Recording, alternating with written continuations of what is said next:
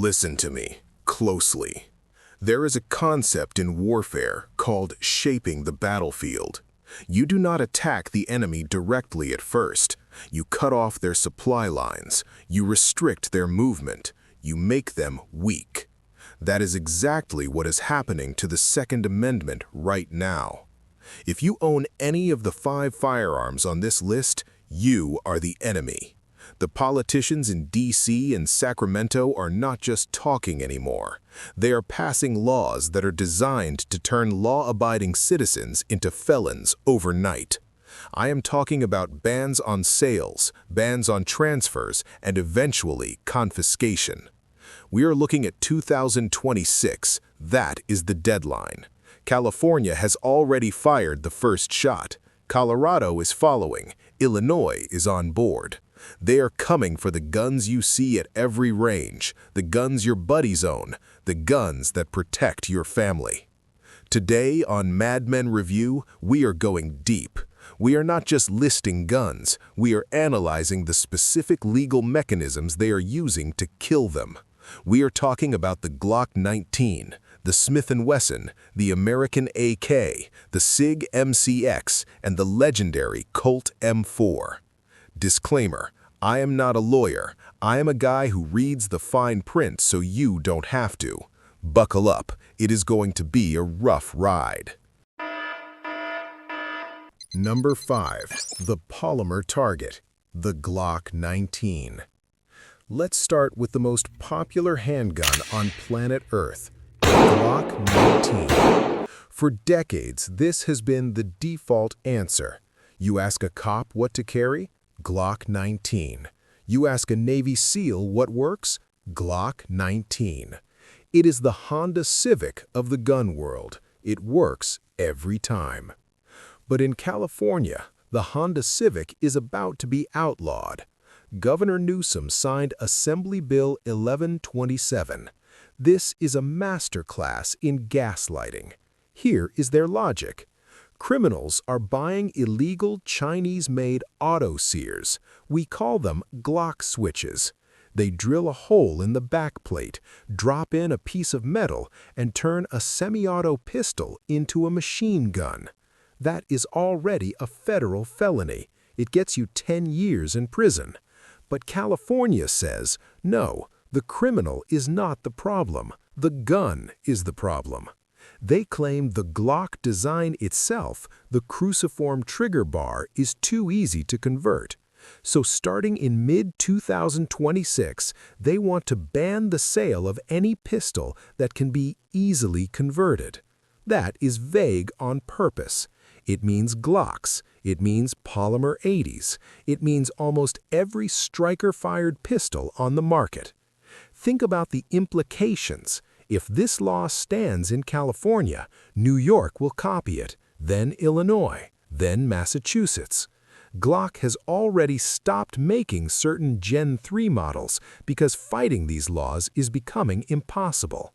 If you live in a blue state and you've been waiting to buy a Glock 19 Gen 5, stop waiting. Go to the store today. Put it on a credit card if you have to. Because in 2 years, that shelf might be empty. Or worse, it will be filled with smart guns that require a fingerprint to shoot. Do not let them legislate the most reliable tool in your safe out of existence. Number 4. The Smith & Wesson M&P 15. Specifically, the Sport 3 and the Volunteer series. Why this rifle? Because it is affordable, it is reliable, and it is everywhere. It is the gateway drug for AR-15 ownership, and that makes it public enemy number 1 for Senator Adam Schiff and his friends in Congress. Let's look at Colorado. Senate Bill 3 is terrifying. They're not just banning assault weapons by name, they're banning features. If you want to buy an M&P 15 in Colorado soon, the magazine must be permanently attached. I don't mean a bullet button. I don't mean a locking pin.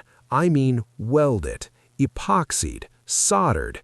Basically, they want to turn your modern semi-automatic rifle into a musket. You would have to break the action open to load 10 rounds from the top. It is slow, it is dangerous, and it destroys the entire purpose of the rifle. Smith & Wesson does not sell a welded rifle. Nobody does. So effectively, this is a total ban on new sales. Sure, there's a loophole. You can get a certification from your local sheriff, but think about that. You have to go to the police, ask for permission, take a 12-hour class, pay fees, and hope the sheriff likes you.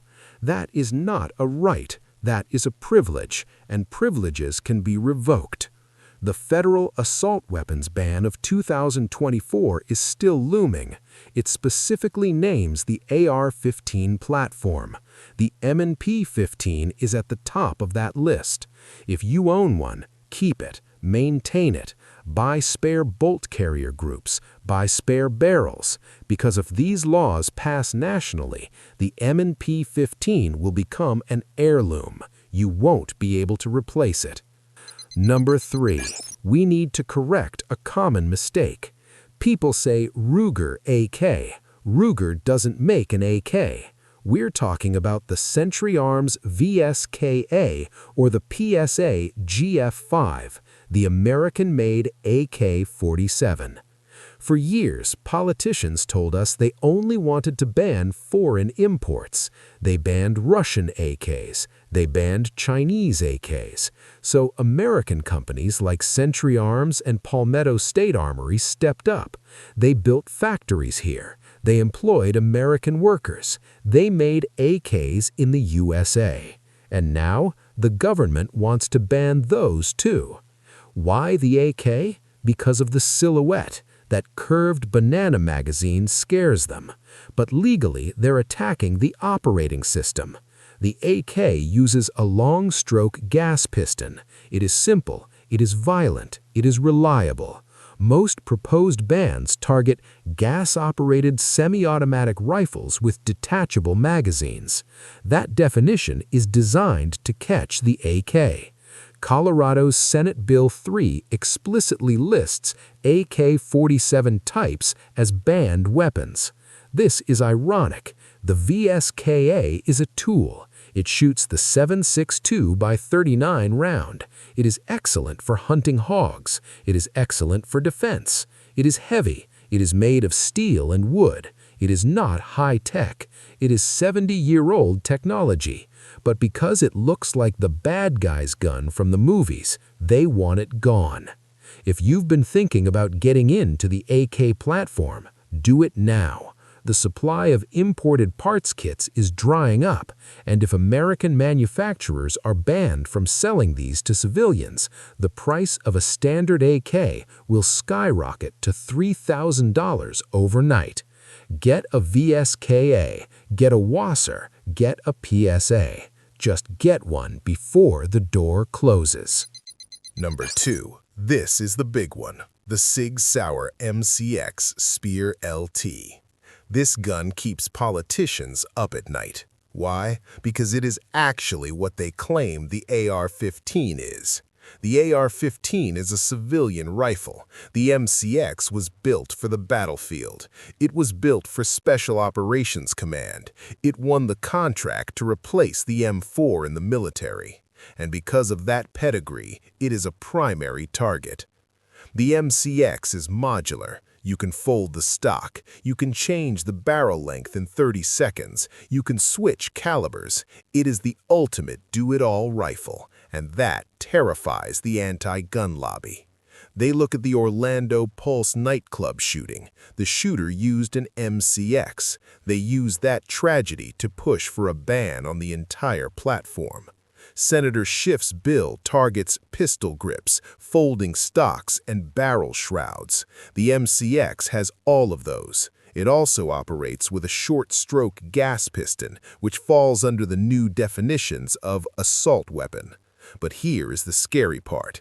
They are not just coming for the rifle, they are coming for the parts. Because the MCX is so modular, they want to regulate the upper receivers. They want to regulate the barrels. Imagine needing a background check to buy a recoil spring. That is the future they want. The MCX is expensive. It costs $2,500, but it's worth it. It represents the peak of small arms technology. Owning one is a statement. It says you demand the best, and if they ban it, it will become the holy grail of the black market. If you have the cash, secure an MCX spear now. It is an investment that will never lose value. Number 1. The legend, the Colt M4 carbine, specifically the CR6920. This is the gun that defended the Republic. There are 5 million AR-15 style rifles in America, and the Colt is the standard by which all others are judged. So why is it number 1 on the ban list? Because of the name. Every single assault weapons ban proposal since 1994 has listed Colt AR-15 by name. They want to cut off the head of the snake. They believe if they can ban Colt, they can destroy the culture. The current strategy is death by 1,000 cuts. First, they ban the pistol brace. Then they ban the standard capacity magazine. Then they require background checks for ammo. And finally, in states like Washington and Illinois, they simply ban the sale of the rifle entirely. If the federal ban passes in 2026, the Colt M4 becomes illegal to manufacture for civilians, period. If you already own one, you enter the grandfather zone. You can keep it, but you cannot sell it. You cannot leave it to your kids in your will without complex legal paperwork. They want to turn your asset into a liability. They want you to be the last generation that owns this rifle. That is their goal, extinction. So what do? You buy a Colt. You buy a lower receiver. You put it in the back of your safe. You are not just buying a gun. You are preserving a piece of American freedom. You are holding the line. Listen to me. I don't tell you this to scare you. I tell you so you can prepare. The laws are changing fast. What is legal today might be a felony tomorrow. California, Colorado, Illinois, Washington, New York, they are the testing grounds. If they succeed there, they will come to your state next. Do not wait for 2026. Check your finances. Check your local laws. Prioritize your purchases. Get the standard capacity magazines now. Get the spare parts now. And most importantly, support the organizations fighting these lawsuits. The Firearms Policy Coalition, the Gun Owners of America, the Second Amendment Foundation. They are the only thing standing between us and a total ban. If you own these guns, you are part of the resistance. Take care of your gear, train with it, and never apologize for owning it. I'm Jeff. This is Madmen Review. Stay dangerous.